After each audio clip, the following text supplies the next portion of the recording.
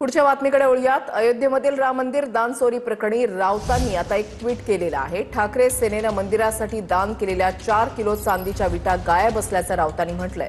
4 kilo चांदीची वीट नेमकी गेली कुठे असा सवाल राऊतांनी ट्विटच्या माध्यमातून केलेला आहे। उद्धव ठाकरेंकडून 1 कोटी चांदीची वीट दान करण्यात आली असं संजय राऊतांनी म्हटलेलं आहे। ट्रस्टकडून अद्याप कोणती पावती आणि माहिती नाही असं देखील राऊतांनी या ट्विटमध्ये म्हटलं आहे। ती वीट नक्की कुठे गेली चौकशी करण्याची हीच वेळ आहे असं राऊतांनी म्हटलंय।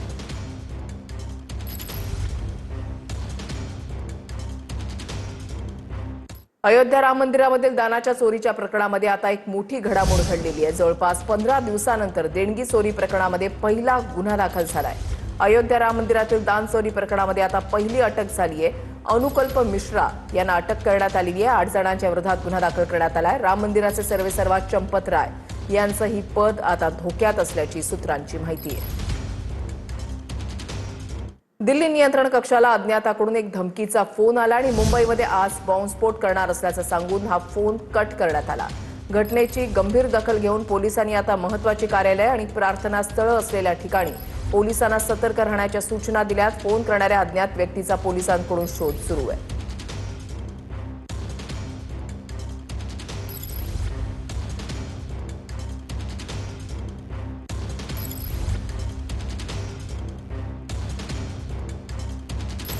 वाशिम जवळ ट्रॅव्हल्सच्या बसचा भीषण अपघात झालाय। दुभाजक ओलांडून बस थेट तीनपत्राच्या दुकानामध्ये शिरली। पहाटे 3 ते 4च्या दरम्यान अपघात झाला। जीवितहानी झालेली नाहीये। अपघातामध्ये चालकासह 3 ते 4 प्रवासी जखमी झालेत। जखमींवर रुग्णालयामध्ये उपचार सुरू आहेत।